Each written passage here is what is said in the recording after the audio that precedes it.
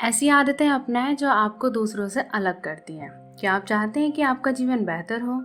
आप जो कुछ भी चाहते हैं आप वहाँ तक तभी पहुँचेंगे जब आप खुद को बदलना शुरू करेंगे। और खुद को बदलने का सबसे अच्छा तरीका है अपनी आदतों में सुधार लाना। ये बात सही है कि आज हम जो कुछ भी हैं अपनी खुद की आदतों की वजह से हैं। हमने अपनी पास्ट लाइफ जिस तरीके से भी जी है वो अपनी आदतों की वजह से जी है, और आगे जो भी हम कुछ करेंगे वो सब कुछ हम अपनी आदतों के हिसाब से ही करेंगे। जैसी हमारी आदतें हैं उस तरीके से ही हम अपनी जीवन शैली को चलाते हैं।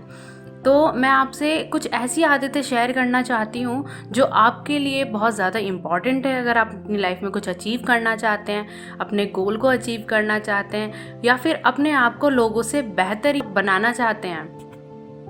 The first habit to change this is be proactive. Means is that अगर आप कोई भी प्रॉब्लम फेस कर रहे हो तो आप अपने आप को ना रिमाइंड करो कि उसका रिएक्ट नहीं करना है।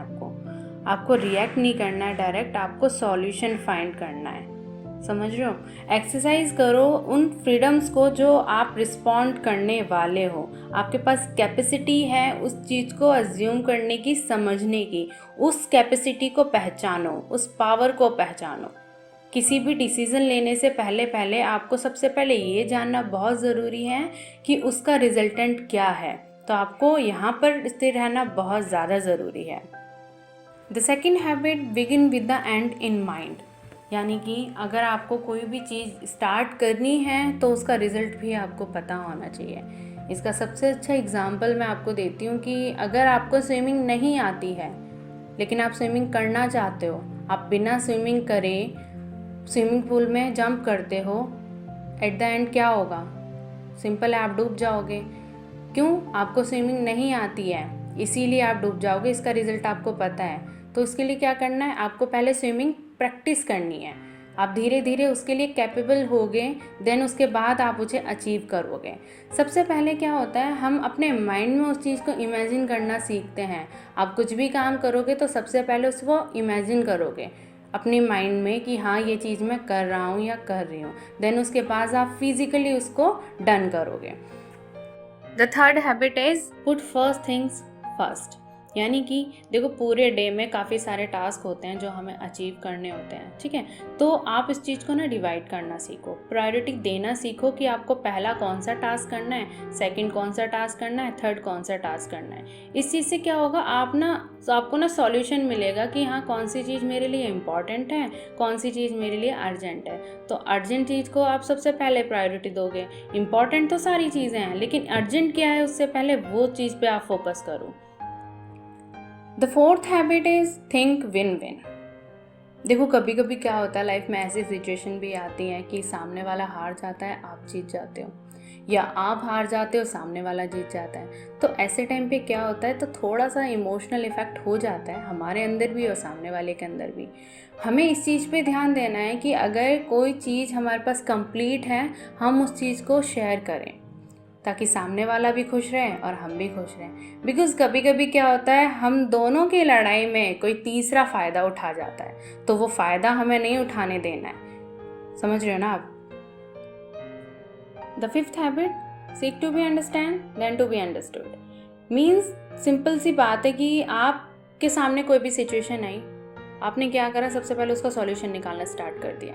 या किसी ने आपसे कोई अपनी प्रॉब्लम शेयर की, आपने क्या करा, उसका सॉल्यूशन निकालना स्टार्ट किया? नहीं। ये सबसे बड़ी मिस्टेक हम लोग करते हैं कि हम सॉल्यूशन पे काम करना सबसे पहले शुरू कर देते हैं। नहीं, हमें क्या करना है, हमें ऐसे टाइम पे सबसे पहले सामने वाले की सिचुएशन को सुनना है और समझना है। उसके बाद डिसीजन लेना है। आप सजेस्ट कर सकते हो उसे कि इसको ऐसे नहीं ऐसे करो, आप इस चीज़ को चेंज करो, है ना? उस चीज़ को मतलब आप सॉल्यूशन नहीं दे सकते, उस चीज़ का सजेस्ट कर सकते हो आप ओनली, ठीक है?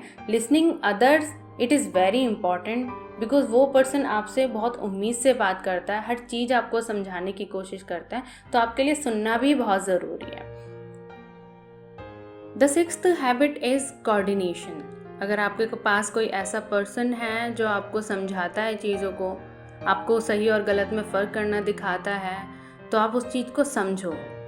आप इस चीज़ को कभी अपने माइंड में मत लेके आना कि मैं अकेला ही बहुत कुछ कर सकता हूँ या कर सकती हूँ। ऐसा नहीं है, पॉसिबल ही नहीं है ऐसा। तो आपके पास कोई ना कोई एक ऐसी एनर्जी होती है जो आपको सपोर्ट करती है, जो आपके अंदर एक होप जनरेट करके रखती है, एक ट्रस्ट जनरेट करके रखती है कि आप उस चीज़ को अचीव कर सकते हो।